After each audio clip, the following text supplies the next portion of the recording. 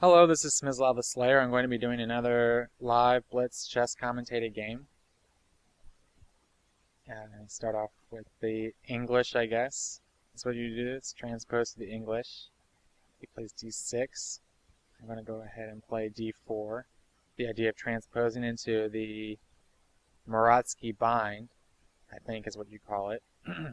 So that's the Muratsky, and we have this same pawn structure actually as in what happened in the last game. And at this point he can't play knight g4, so I'm going to go ahead and play bishop to e3. Now I wonder though if queen to b6, queen to d2, knight to g4 is something I would need to be worried about in that position. I was wondering about that last game a little bit. Okay, this takes away the b5 square.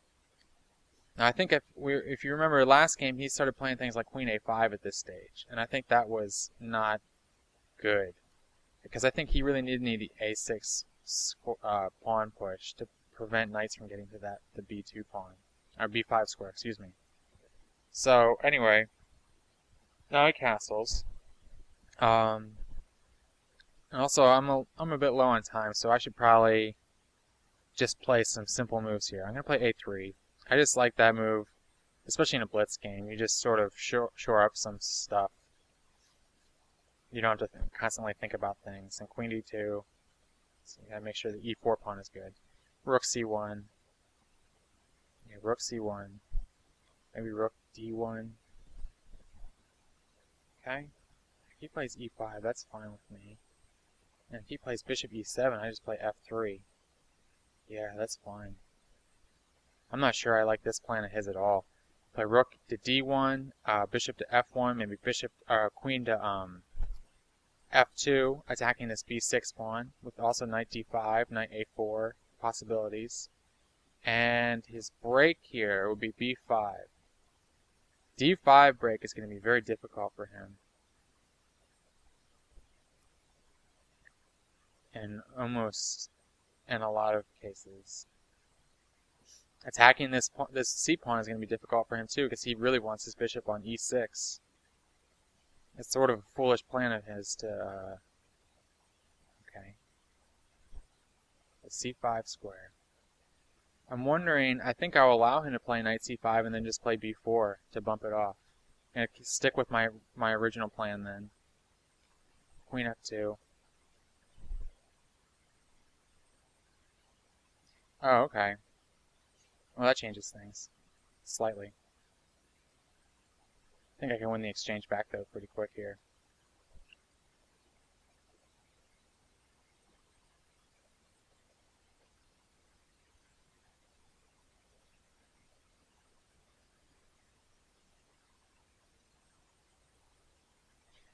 So that adds an interesting tactical wrinkle to the game. But I think I'm alright. I probably should have, well, I probably should focus on the future. If I play bishop to e7, knight to b3, bishop takes e7. I like the looks of that. And then his knight's trapped actually still. So he's got to take there first. Yeah. I believe I'm up a pawn then, actually. Which is nice. I do want to play, I think, knight to d5.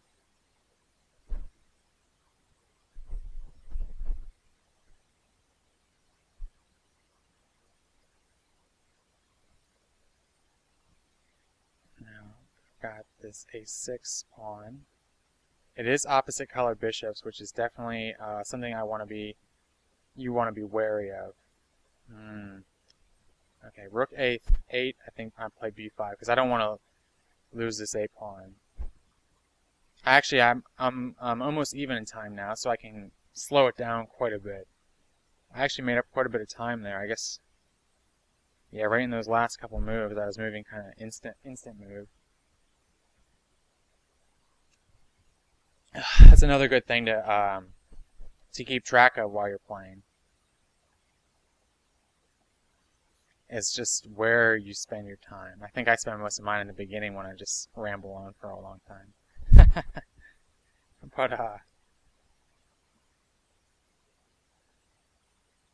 maybe queen to b2? Yeah.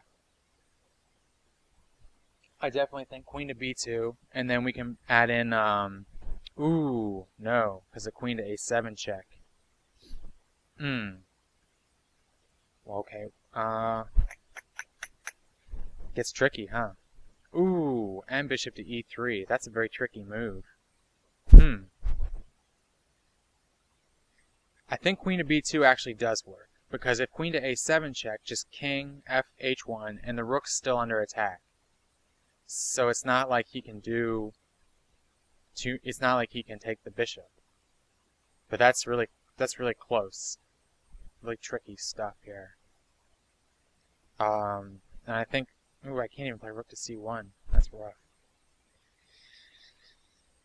Well, let's see.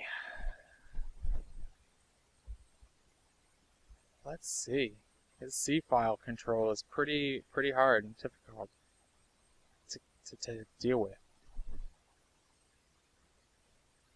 What about just a4, b5, a4, rook c2, b3. Just kind of play it like that. I don't see my g2 pawn getting under too much trouble. No, because I got the light square bishop. Light square bishop can always come back here.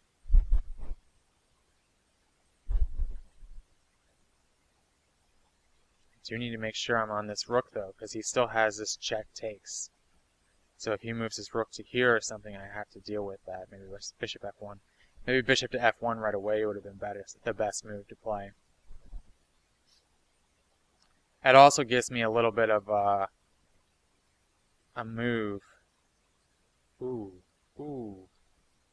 Okay.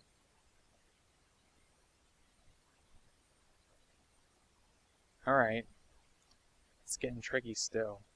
I can't take because takes I can't take. But I am let's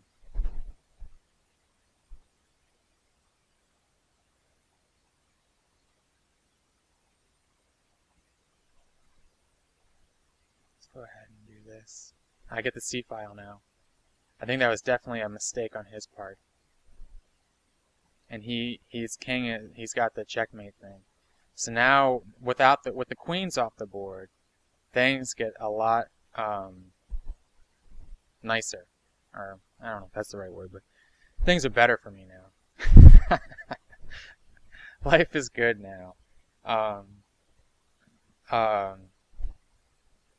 Yeah, now I have the two pawns, and there's all these bad threats I've been dealing with for the last couple moves are pretty much over with. Now it's just a matter of not blundering away both of these pawns. Which is, I can do that. I can not blunder. Okay. It doesn't actually do anything.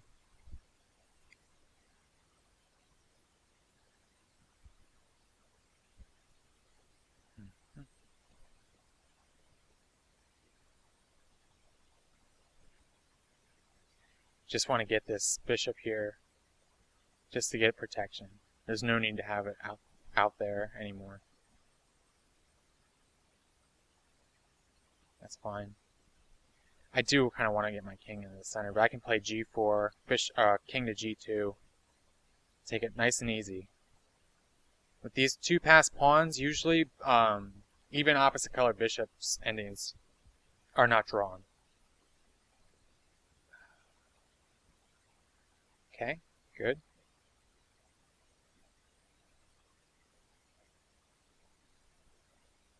b5, b6.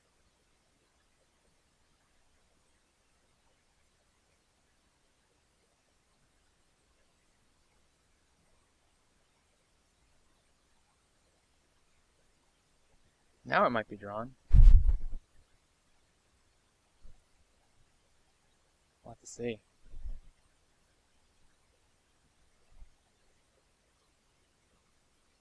I'm going to need to make a pass pawn over here somehow, or use get my king over here while his king is over there. I'm not sure if it's possible, but I think he actually might lose on time if he doesn't hurry up. Okay, he forfeited on time. So, that's kind of an undeserved win, but I'll take it. Whatever.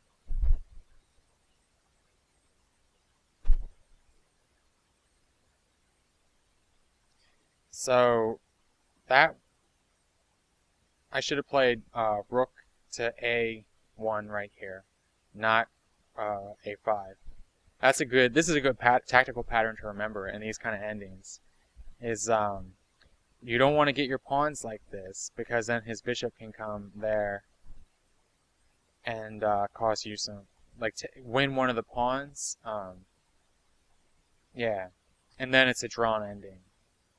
That's the thing, in a lot of endings, you can yeah, it's never going to sacrifice a pawn like that. So that's just a tactical mistake that can come up pretty often because you just want to push those pawns. So I'm glad I was able to demonstrate that for everybody.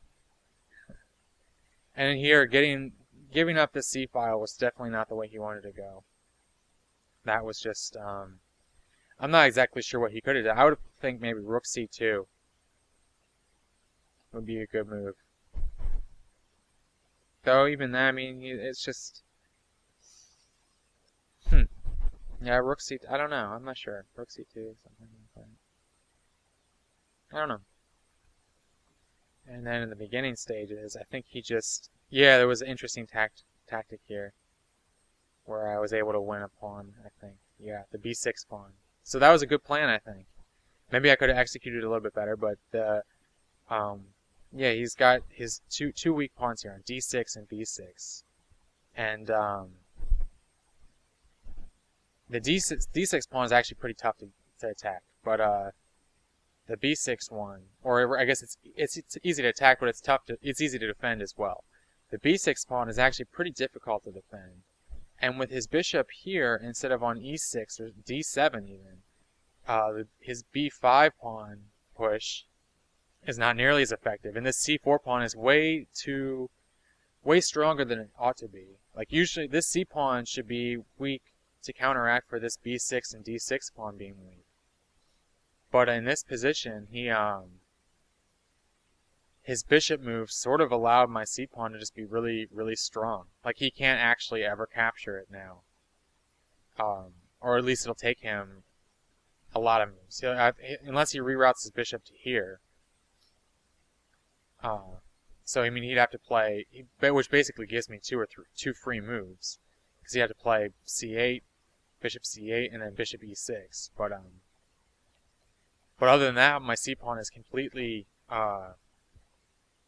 just untakeable. So that's a fairly major positional mistake on his part to play bishop e7, especially with f3. It's just I mean, it's pretty obvious move there.